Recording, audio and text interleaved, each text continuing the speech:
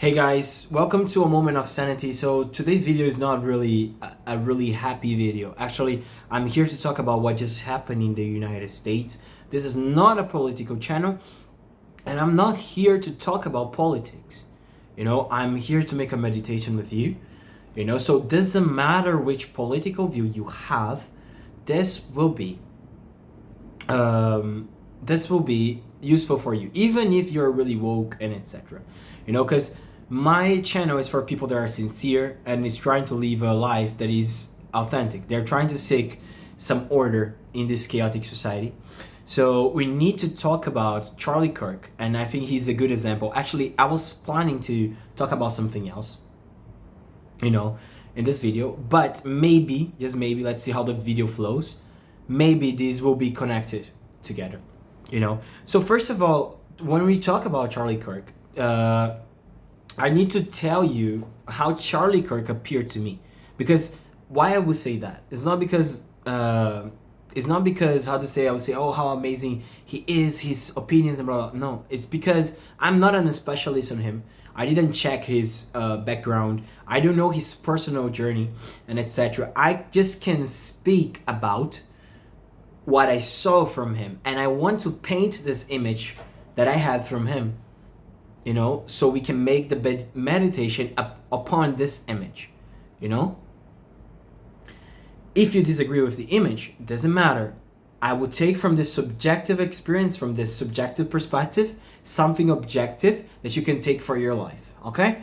So how did I saw Charlie Kirk? So I'm someone that I really value authenticity, really, and partly because I love Dostoevsky. If you see Dostoevsky's characters, all of them, doesn't matter if they are nihilists, atheists, doesn't matter who they are always trying to live an authentic life.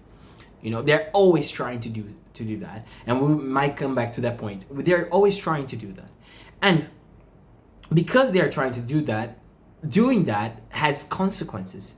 I don't know if you guys read the book, but it's a really good book from Ortega y Gasset. Is a Spanish author. The Rebellion of the Masses, I think, is the name of the book. I'm translating from Portuguese. It's a really nice book, and he talks about this movement that most people they don't want to be unique. Most people they don't want to find their vocation. Most people they just want to live their lives. They just come to existence. They come here for a while and then they die, and they didn't do anything meaningful with their lives. And why they didn't do that? There's a bunch of reasons. There's a bunch of reasons why people don't do that. Maybe because it's comfortable. Doing that implies you needing to deal with chaos in a daily basis, because when you're doing something unique, there's something about it that is just you that did it. You get what I mean? So there is a proportion of chaos that you will need to deal with it, and is inevitable. And usually people don't want to deal with that, and mostly also with the consequences, with what other people will think about me if I took this choice, what other people will say, what my mom, what my dad, what my friends will say, what my friends will tell me if I take this decision. Because sometimes in life, let's be honest, everyone is wrong and you're right. Everyone is wrong and you're right. I had this in personally. There was when I was a teenager, and it's really interesting because Edo people, they always think that because they have the experience, they know more than you. And I'm not saying that you shouldn't respect adults. I'm not saying that you should disrespect authority. I'm not saying that. I'm giving a diagnosis. They think that they know way more than you.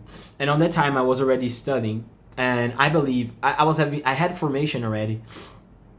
I'm not talking about the university formation. I always try to seek my formation through online, because you can choose your teachers and etc. And I had a pretty structure for a teenager, for a 19 years old, for a 20 years old, view of the world. And everyone around me, partly also because I was in a cult, but that's a different story. But everyone around me was telling me that life should be this way. And in my head, that didn't make sense. And I tried to ask, and people didn't answer. I thought that this happened just because I was in a cult. But sometimes you go to other people because they are old, because they're older than you, because they're 35, because they're 40, because they're 50 years old. They think that they are smarter than you.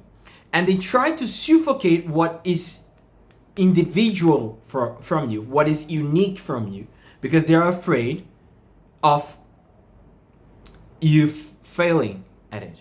But the whole point of human existence is for you to be yourself. You know what I mean? Being your true self. We can make a video about that. Man, there's a lot to talk. But that's the whole point. And usually old people, what they do, they think because they have experience, they know more than you. And let's be honest, most cases, it is true. You got what I mean? Most cases. But we don't live in normal times. We live in a time of humanity that no other time was equal to this time. So every single thing that we applied before, they're really valid, man. They're really valid. The principles of Aristotle, St. Thomas Aquinas, St. Augustine, all these great thinkers, Plato and etc., they're quite valid. But we need to apply them in the life that we live nowadays. And that's exactly what old people nowadays don't get it. You get what I mean? They don't understand this kind of stuff. And when they're talking to you, they a priori, they believe, like that you don't know what you're doing. I mean, that you're stupid, and you're doing that just because you're a young person and etc.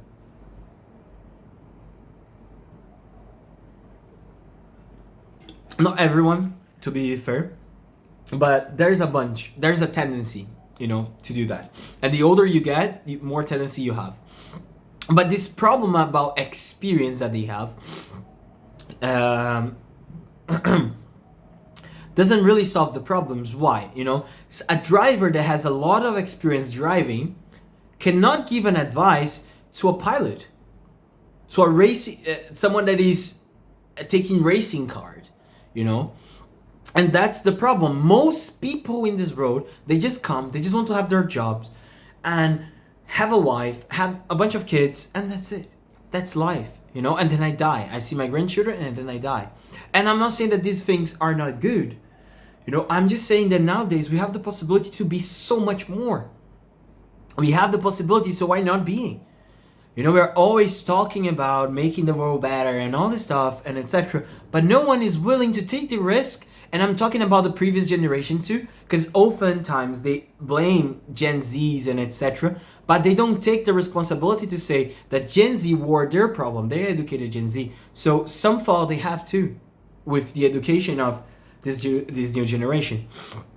And when you're giving counseling to people, you see, man, sometimes you you see like the problem of the teenager is his parents. Sometimes not, sometimes yes, but they have the responsibility. And what I'm just saying is that Charlie Kirk was someone that didn't care about that. I'm not talking about his parents. I'm not talking about the old people. He took that to a stream that, man, I would confront the people that think different than me. I'm not confronting physically. I will not kill them. I will not, I will show them that they are incoherent. I will show them that they are not speaking the truth. And I believe on this because of this, and that. Actually, I saw him, struggling to debate with some people, of course.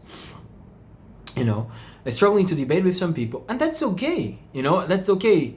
He didn't have all the answers, of course. But his courage to put his face there, to not be afraid to be judged, to take the responsibility, to bear that huge cross that he was bearing.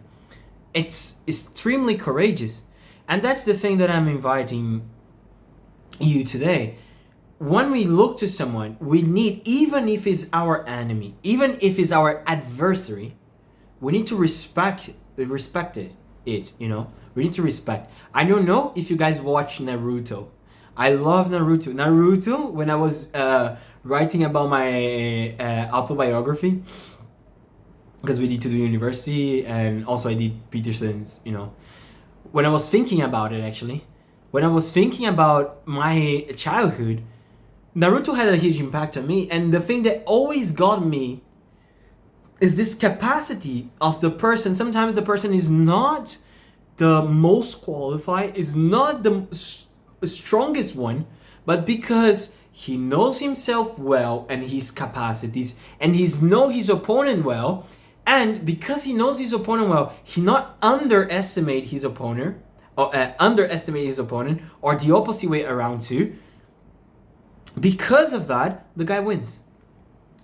I really recommend Naruto's, and if you start to count how many times that happened, you will be really, oh my god, this is so true. You got me. And the same thing though. Like when we go in this journey, it's tough, man. It is tough. The journey of bearing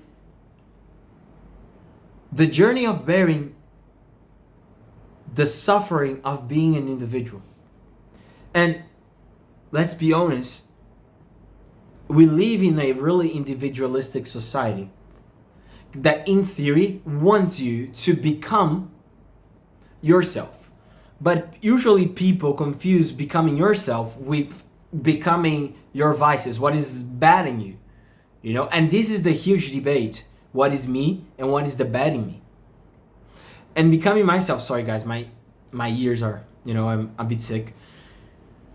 And becoming the best version of yourself implies killing out these bad things out of you.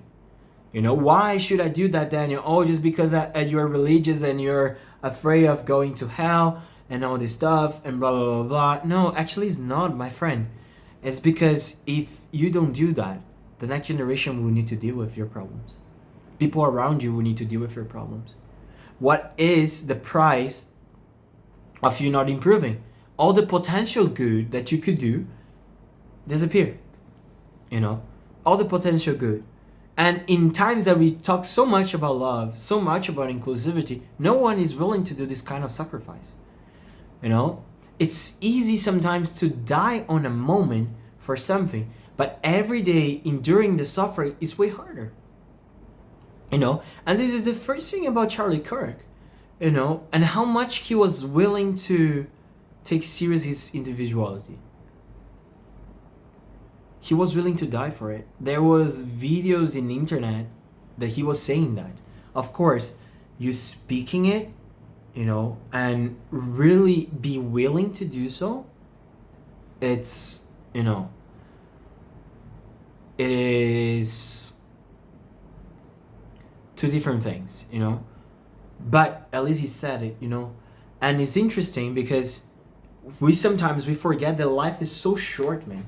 Life is so short, and one day we could be here and the other day we could, die, and these sudden deaths about these big figures that were killed because they were bearing the price that you pay for being unique, the price that you pay for being yourself, even though everything is going against you. You're like, no, Daniel, it's not going against him. He had Trump like him and his party give.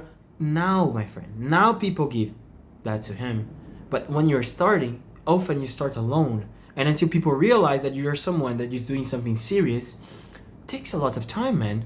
Coming out from zero is really hard. Coming out from the floor, like starting from zero, is really, really hard. Until people notice you. Because most people, the masses, I don't know how to say that in English, man. I don't have the word, but the masses, the crowd often don't value individuality. And when I say individuality, I'm not saying about just thinking about yourself and being selfish. I'm saying seeing the good things on yourself and using that to take out the suffering of someone, and that's what I mean. Usually the crowd, they don't look what is inside. They look what is outside. They look how you look. They look whether you're a cool guy, easygoing, It's really interesting because Aristotle would say that we humans has a natural love for truth. We seek truth naturally. And it's true, but I would say that in times of vices, in times that our humans are so corrupted, and we are so broken, it's really hard to speak the truth. Most people don't want to hear it. Most people don't have an ideal. You know, most people, their lives don't go outside of themselves. You know, and that's what that author Ortega Gasset says. You know, the crowds, they don't know how to debate. The crowds, they want to do things by force because they don't want to think. You know, so don't be that person. Don't be the person. You know, it's really interesting, and I might be finishing the video. You know, it's really interesting. There's a book from Dostoevsky. I really loved it, and I was reading it. It was really interesting because I was reading it. It was like, man, what do you want to speak about it? Am I not understanding it, and etc. And then when it came to the end, I understood the book.